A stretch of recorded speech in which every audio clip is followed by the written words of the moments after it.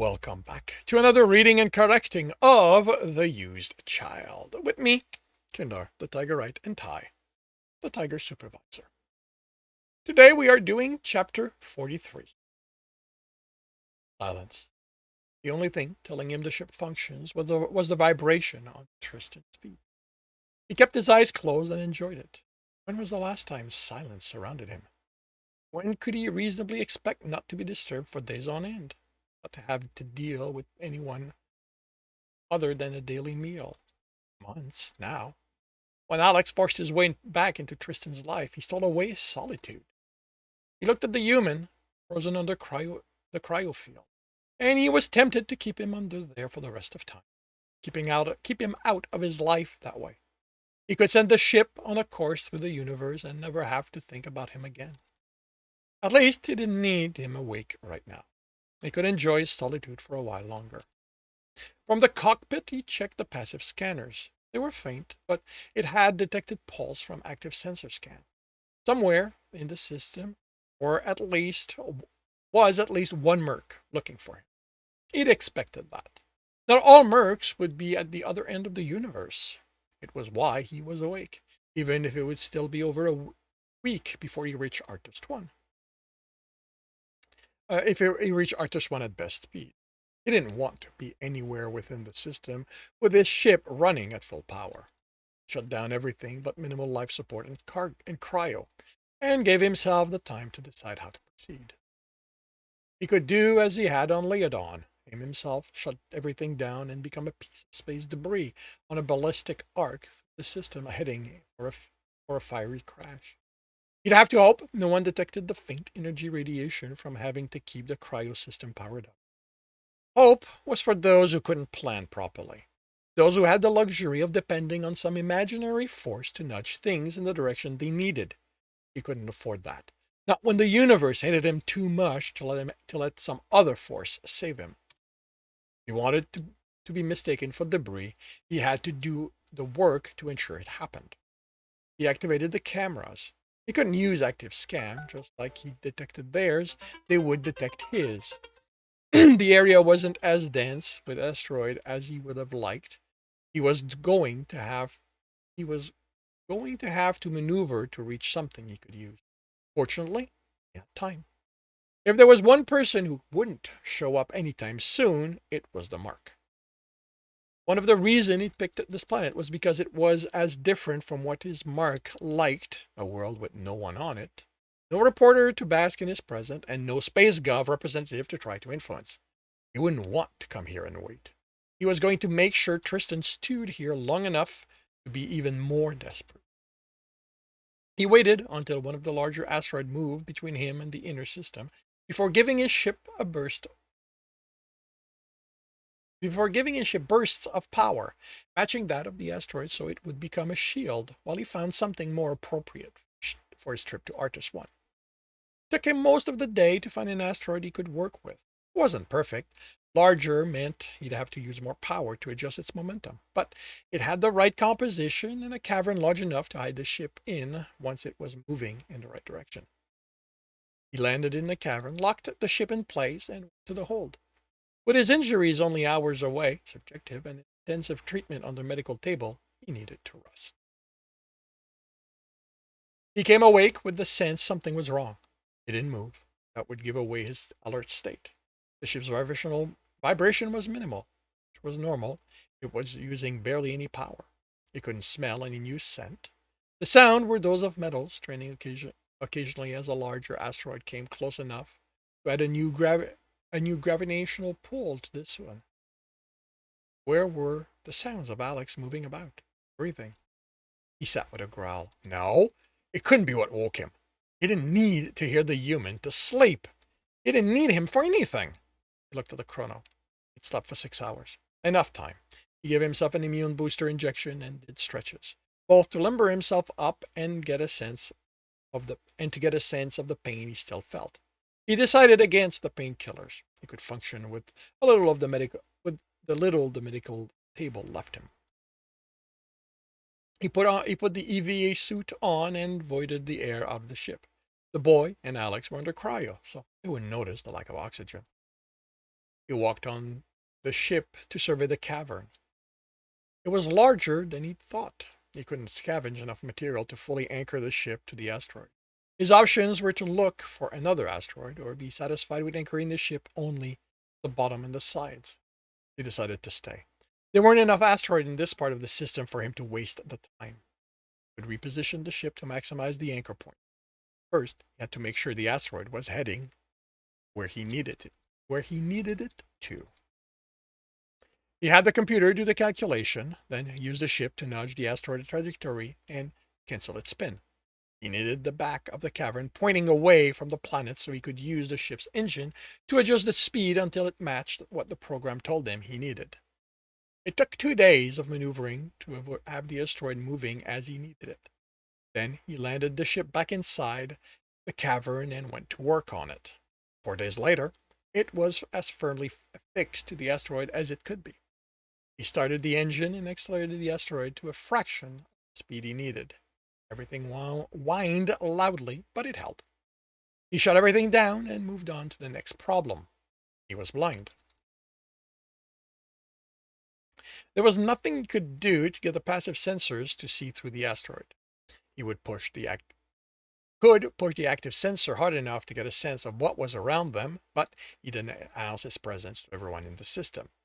He pulled the cameras Alex had gotten. He had 60 of them. How many could he spare? He went for 10. He could get enough of a field of vision with them, and it wouldn't leave him with too few for the rest of the job. He took his time installing them, admiring the universe, this vast, deadly being that was obsessed with crushing all of them. Not today, called it. From the cockpit, he made sure their signal came in. There were more blind spots than he liked, but he could now see what was around him. He would have the time to react if something went wrong. He pressurized the ship, put away the EVA suit, showered, and then slowly brought up the asteroid's speed until it matched what the program needed. In 2 weeks, they would be crashing in one of the 4 large oceans on Arcturus 1, with the asteroid providing the needed protection for re-entry. He gave himself 1 day to enjoy his solitude. Then he woke Alex. Get to work. Alex nodded and took his seat. We're not on the planet? Couldn't he just work in silence? No. Mercs are already here. I need to hide our arrival. Alex looked at the screen. He didn't have access to the new cameras, but the ship's camera gave him enough of a view to work out where they were. This is creative. You do know I could have blinded them, right? Close this up. Did he take him out of cryo again? Your job is to turn my ship into a broadcasting unit powerful enough to send the signal I'll get the signal I'll get to the end of the universe. Nothing more. Alex nodded and got himself a handful of neutron bars. Something to keep in mind for next time, Alex commented. Stop pushing me. He could imagine himself slamming Alex's face into the screen. He could feel the satisfaction in reminding the human who was in charge. Forced his hand to relax. Alex was fiddling with the earpiece, turning it this way and that. Why hadn't he fixed whatever the problem was? He settled on a position and got to work. Tristan considered that he might have to put his claim on invisibility test at some point. Tristan looked at the boy, still on the bed, and took a moment to reconstruct the mask. This was his buddy.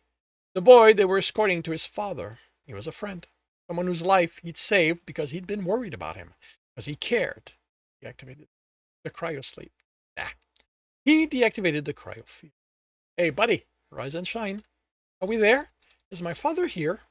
Father threw his leg. The boy threw his leg off the side of the bed. Almost. There's something I thought you'd like to see. He brought the boy to the cockpit, pointed at the screen, then nodded to Alex. The image of the planet appeared. Have you ever seen a planet from space? They were still a few hours from entering the gravity well, and the blue, brown, and gray sphere was fully visible on the small screen. The boy shrugged. I've seen pictures of them. Just a smile. I guess you have. Took the boy by the shoulder and turned him around. Then how about this? The boy gasped. Suspended before him, surrounded by the darkness of space, was the planet.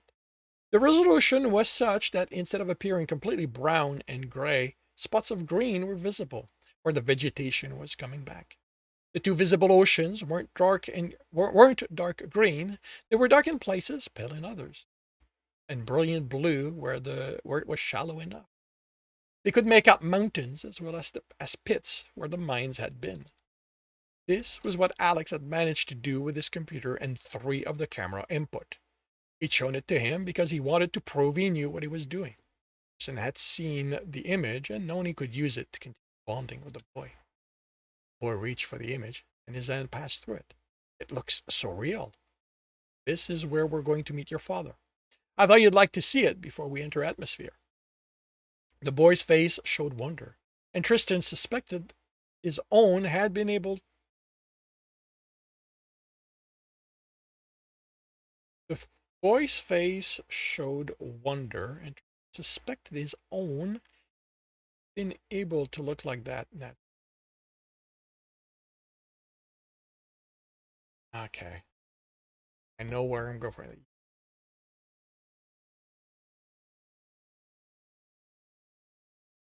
But do I need this? I don't think so. And Tristan suspected his own ad looked like that. Back when he'd climb at the top of the trees to look at those mysterious boxes flying in the sky. The boy hugged Tristan. The gesture was so sudden that he dropped the mask and almost pushed the boy away. His hands were on his shoulder when he remembered this was what he wanted to happen. He placed a hand on the boy's back and held him against his fur. Thank you, the boy mumbled. I told you I'd bring you to him. We're almost there. Tristan grinned at Alex. The human's eyes, burning with anger, only served to make Tristan happier. He told Alex there was nothing he could do to keep this from happening. And now he was confronted with the boy having grown so close he was comfortable crying in his fur. Alex turned his back to him and focused on the computer. The boy pulled away and wiped his tear. Tristan crouched down. Now, you have a decision to make. You can go back under cryo until your father gets here, or you can stay up and help us get ready. I want to help, the boy answered without hesitation. I knew you would. There isn't much to do right now, and things are going to get bumpy in a while, so stay in your room until I get you, okay? The boy nodded, and he disappeared into the room. With the door closed, Tristan stood and grinned. Alex was looking at him, which made the grin wider, showing teeth. Don't! Alex was shaking. Don't tell me how easy this was, how simple it is for you to wrap us around your finger. Fixed his angry gaze on Tristan. Don't gloat. Tristan took a step forward, his face hardening, but Alex didn't seem to care. Want me to do the job? Don't rub my face in this. Tristan could tell the human was working on keeping his voice low. You knew what I would do. I told you. He's a kid. Alex rubbed his face, and for a moment, Tristan thought he was going to claw his skin off or do something else futile in an attempt to stop him. Don't you get that? Damn it, Tristan. Doesn't it mean one fucking thing that he's just a child? Tristan took another step, hands closing in fist. Alex's anger turned cold and hard. Don't. I'm warning you. Don't even think of laying a finger on me. You can beat the crap out of me when this is all over, but right now, I'm so fucking angry with you. I'll probably have the computer commit suicide if you give me a reason. That wasn't an idle threat. Tristan still had the earpiece in. A word might be all that was needed. Alex meant to carry through with it, but he wasn't doing it for his protection. Do you understand what you're doing to that kid? You're making him like you. Fuck. You're making him love you. That is what I need. He didn't put any emotion in his answer. Alex wanted to scream. His whole body was shaking. Tristan was fascinated by the reaction. He could never remember driving someone to that level of anger when his attention wasn't directed on them. With a visible effort, Alex calmed himself, an act of pure will since he was still shaking. You don't feel anything, do you? Alex searched his eyes. He desperately wanted to see something there. You have no idea what it's like to have your heart broken, do you? Tristan didn't react or bother answering. Of course, he didn't know what that felt like. He didn't shackle himself by caring for other people. He was screaming, trying to reach for his mother as his father dragged him away out of the house. Caring was just another weapon for him to use. What's going to happen to him when you're done using him? Tristan tilted an ear. We don't care. Alex deflated, fell back in his seat. Just don't fucking care. Tristan evaluated the situation. He shouldn't let Alex get away with it. He could wrap a hand around his neck while he was distracted, keep him from saying anything, take the earpiece out, bring him to the hold where he could explain in painful detail just how this wasn't acceptable. He could even do that in a way that would let the human continue with his part of the job. I'm not going to hurt you, he said. Alex's head snapped up. I said I would judge you on the work you do here and now. There's too much still to do. I can't afford to have you work against me at this junction. He watched Alex's eyes. Let him get over the surprise. He'd fully expected a beating on him. But Alex, I'm going to remind you again that you're here of your own choice. I told you to leave. I warned you. Nothing good would come of you staying. If you consider betraying me or endangering this job, I will kill you. I will do so slowly. You understand? Alex nodded. I'm not going to do that. I wouldn't. It's just that I was. Alex. Tristan got in his face. His voice was low and hard. I do not care, Alex. I don't care how you feel. This isn't some vid where you're the hero and you can reach inside me, find my heart, and unlock it by saying the right words. You are mine to do as I please. You are nothing more than some pet I took in because you looked miserable in the rain. This is over, Alex. If you expect to leave, you'd better leave. You'd better run far and fast. Because once the euphoria of the victory is past, I promise I'll be able to look at all the little ways you've betrayed me and find a reason.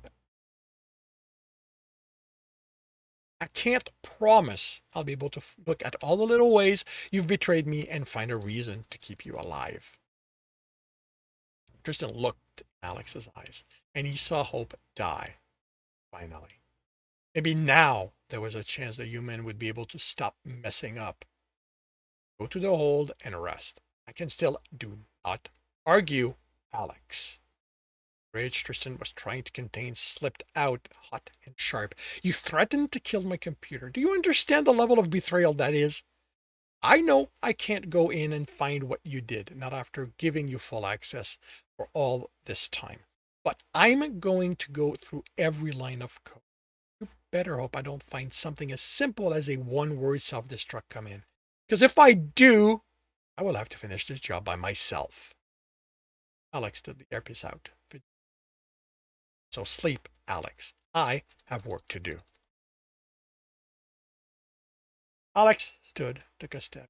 There isn't. I wouldn't. Sighed. Sorry. Sorry, Alex. If you are so sorry, why do you always put me in this position to be so angry at you? He sat at the computer, took a breath, and began looking through the code Alex had added. This concludes chapter 43 of The Used Child. If you are enjoying this, please leave a like. If you want to know when the next chapter is going to be, subscribe and hit the bell. If you want to read the book as well as the other in the series, they are available on all major e-retailer. If you want to support me, that's on my Patreon, where you can also get access to pretty much everything I've written. If you listen to me do these live, I will get this smooth one of these days. It's on Twitch every Tuesday morning, 8 a.m. Eastern Time. Links are in the notes. With that, I shall wish you a good day.